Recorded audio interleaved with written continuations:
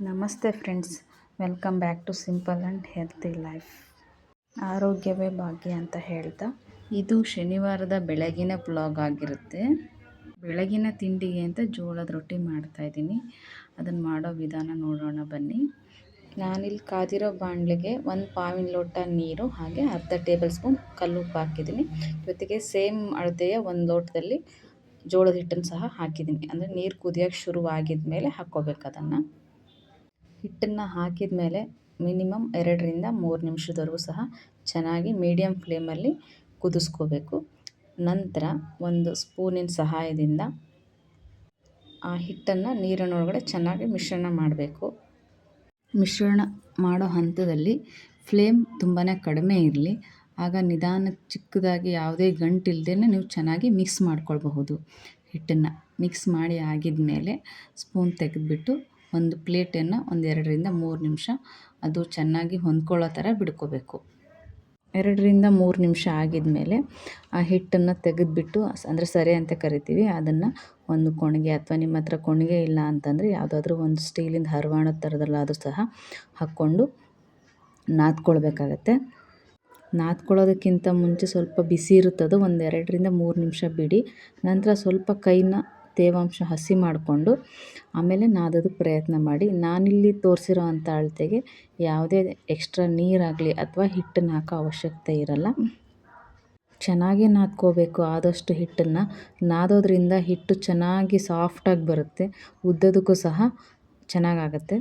ನಾದಿರೋ ಹಿಟ್ಟಿಂದ ಚಿಕ್ಕ ಚಿಕ್ಕ ಉಂಡೆಗಳನ್ನಾಗಿ ಮಾಡಿಕೊಂಡು 2 ಕಡೆ ಹಿಟ್ಟನ್ನು ಹಚ್ಕೊಂಡು ಲಟ್ಟಣಿಗೆ ತಗೊಂಡು ಚೆನ್ನಾಗಿ ಸ್ಮೂತಾಗಿ ಒಂದೇ ಥರ ಬರೋ ಥರನೇ ಚೆನ್ನಾಗಿ ಉತ್ಕೊಳ್ಬೇಕು. ಎಡ್ಜಲ್ಲಿ ಏನಾದರೂ ರೌಂಡಾಗಿ ಬಂದಿಲ್ಲ ಅಂದರೆ ನಾನಿಲ್ಲಿ ತೋರಿಸಿರೋ ಥರ ನೀವು ಬೇಕಂತಂದರೆ ಎಡ್ಜನ್ನು ಕೈಯಿಂದನೇ ಕಟ್ಕೊಳ್ಬೋದು. ಆವಾಗ ದೊಡ್ಡದಾಗಿ ಉದ್ದಿದ ಮೇಲೆ ರೊಟ್ಟಿ ಚೆನ್ನಾಗೇ ಬರುತ್ತೆ ರೌಂಡಾಗಿ. ನೋಡ್ಕೊಳ್ತಾ ಇರ್ಬೋದು ನೀವು ಇವಾಗ. ನಾನಿಲ್ಲಿ ತೋರಿಸಿರೋ ನೀರು ಮತ್ತು ಹಿಟ್ಟಿನ ಅಳತೆ ಪ್ರಮಾಣಕ್ಕೆ ಸರಿ ಸುಮಾರು ಒಂದು 8ರಿಂದ 9 ಬೇಡ 10 ರೊಟ್ಟಿ ಆಗ್ಬೋದು ಚಿಕ್ಕದಾಗಿ ಮಾಡಿದ್ರೆ. ಬಿಗಿನರ್ಸ್ ಆಗಿದ್ದರೆ ಆದಷ್ಟು ಕಡಿಮೆ ಪ್ರಮಾಣದಲ್ಲಿ ಫಸ್ಟು ಟ್ರೈ ಮಾಡಿ ನೋಡಿ. ಆಮೇಲೆ ಬರ್ತಾ ಬರ್ತಾ ಚೆನ್ನಾಗಿ ಬರುತ್ತೆ. ಗಮನ ಹರಿಸ್ಬೇಕಾಗಿರೋ ಒಂದು ವಿಷಯ ಏನಪ್ಪ ಇಲ್ಲಿ ಅಂತಂದರೆ, ನೀರು ಮತ್ತು ಹಿಟ್ಟನ್ನು ತಗೊಂಡಿರೋ ಅಂತಹ ಲೋಟ ಅಥವಾ ಅಳತೆ ಪ್ರಮಾಣದ ಪಾತ್ರೆ ಅಥವಾ ಲೋಟ ಏನು ತೊಗೊಂಡಿರ್ತೀರ ಅದು ಒಂದೇ ಥರನೇ ಇರಬೇಕು. ಬೇರೆ ಬೇರೆ ಸೈಜ್ದು ತೊಗೊಳ್ಬೇಡಿ. ಒಂದೇ ಸೈಜ್ದು ನೀರು ಮತ್ತು ಹಿಟ್ಟನ್ನು ಹಾಕ್ಕೊಳ್ಳಿ.